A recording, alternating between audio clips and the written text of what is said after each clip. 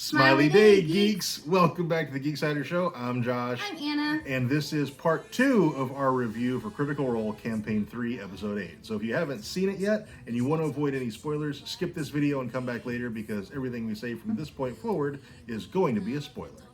Did I fuck up? You started chuckling. No. Okay. I don't think so anyway.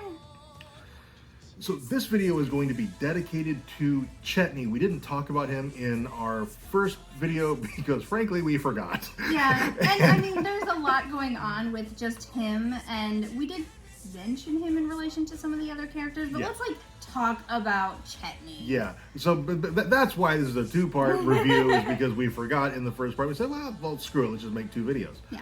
So Chetney, first of all, as we mentioned in the first video, he is very abrasive. Yes. And seems to have something against Dorian, which is absolutely hilarious. Yeah, I kind of like I said in our other video, I like it because like all the other characters are super nice and flirty to Dorian, and then Chetney is just an ass.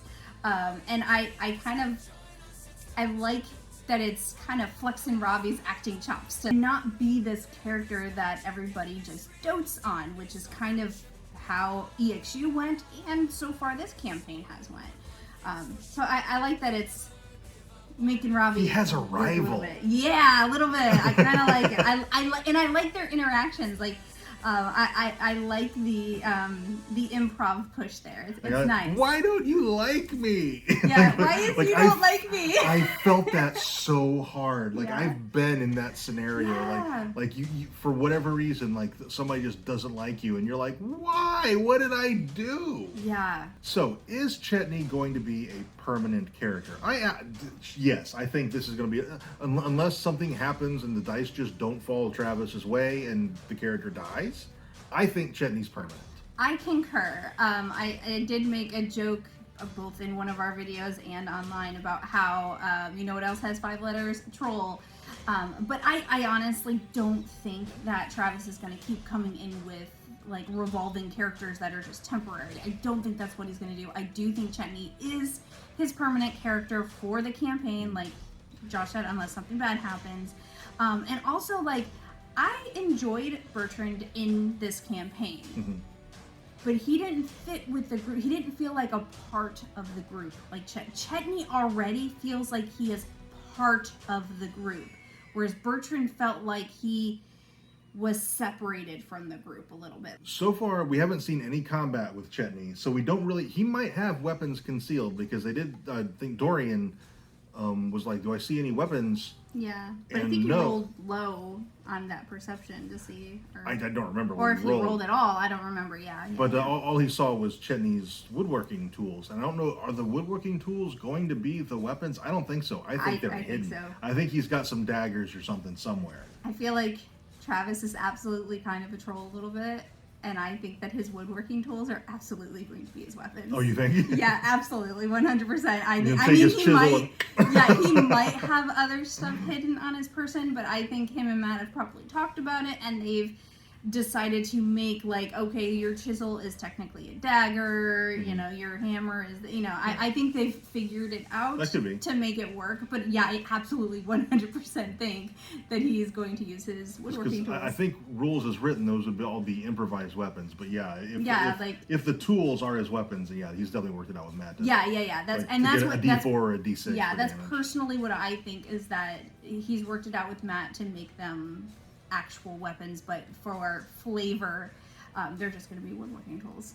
And you know what I loved is when they were talking about how Chetney's going to pay for their services, and they basically he's like, well, I've got coins, and they're like, how about you just make us some toys?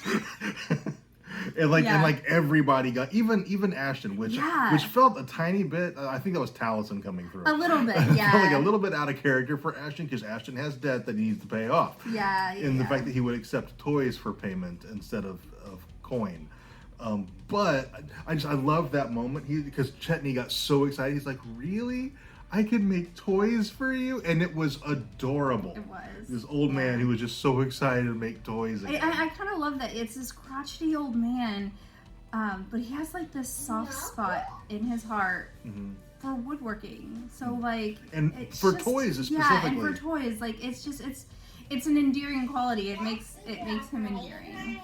And I I like that Travis has decided to make a crotchety old man because there's a lot of room for growth there, because he's kind of a toxic person right now, but which leads to a whole bunch of growth as an old person, growth to become a better person. I kind of like that opportunity. He's a little bit of a bully. Yeah.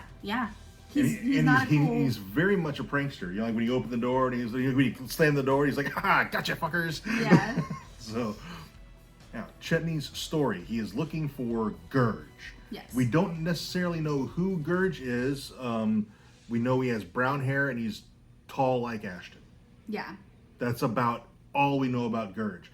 But when they were going through Gurge's apartment, they found the claw marks and there was a direwolf attack down the road. I think Gurge is a werewolf.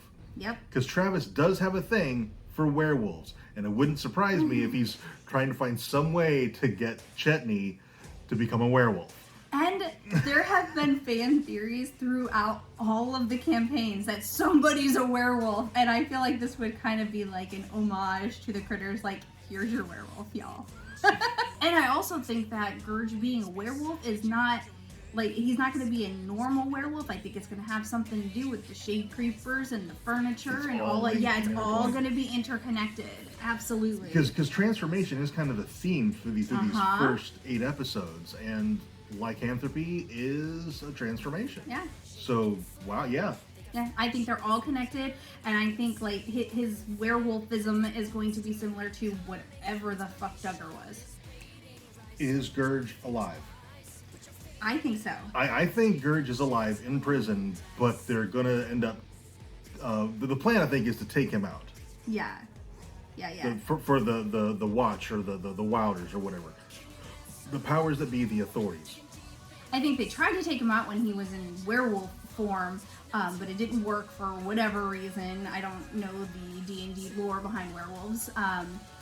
And so now they have him in prison while they figure out how to take him out, and that's why they didn't want people to know. They want them to think that the direwolf situation's taken care of, like a lot of shit's just going wrong in the city, and they want people to think that they at least did one thing correctly. And that was another interesting thing in episode 8. Not only is like crazy stuff happening in the part of the city where they were, where the Spire by Fire and stuff is, there's stuff going on, it seems like, in almost every spire. Yeah, and they're all seemingly unrelated.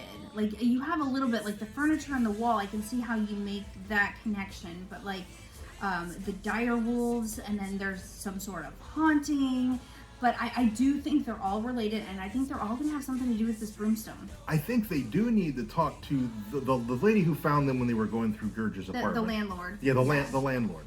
I think they need to talk to her again, because she seems to have her finger on the pulse of what's going on. Yeah. And even though she is annoying and is a terrible person and is the epitome of a Karen, yes, they need to talk to her again, because I think she knows a lot of stuff, and I think she could be a really great source for information. Yeah, she is absolutely the neighborhood busybody. Like, she knows everybody's fucking business. She's a gossip. But as much as we hate gossips, they're very, very important in an investigation because they have so much information to dump on you. So yeah, I definitely agree they need to go talk to her again. Long story short, I wasn't sure that I was going to like Chetney, but in his first full episode, I do. I like Chetney a lot. I love Old Man Travis. It's my favorite. Like, Travis just needs to play Old Man from here on out. This crotchety old man. Yes, crotchety old man, yes. And I'm excited to learn more about Chetney. We didn't get a ton about his backstory. He seems to kind of play things a little close to the vest. So we don't know, necessarily why he was let go from his job. I really hope they do go back to Uthadurn, and so we can see, who his boss was. I'm sure his boss is some kind of homage to Santa. Oh, absolutely. He's gotta be. They were dropping so many hints to the one shot that he must have kept the background kind of similar. Oh, for sure. Yeah. I also, can I just say how, like, a lot of the characters have ties to Campaign 1. Mm-hmm. Chetney feels like the first character to have a tie to Campaign 2. Being from Wildmouth, from Uthadurn, by the Savalier Woods. Mm-hmm. Like, that, I love that, because I know the Mighty Nine, in the grand scheme of things, basically are nobodies. They were not heroes. People don't know what they did. They didn't get famous. Yeah, they did not get famous, unlike Vox Machina that is known around the entire world. So it's nice to have some sort of callback to that campaign, even though they're probably not going to really be able to call back to the characters of the campaign, because nobody really knows who they are unless they interact with somebody who interacted with them. So, what did you guys think about Chetney in his first full episode in Campaign 3? Oh my, I love him. I think he's fantastic. We need the opinions. We need your opinions. Comments. Also, if you like this video, please let us know by dropping a like on it and subscribing if you haven't already. And thank you so much for watching, and we'll see you next time.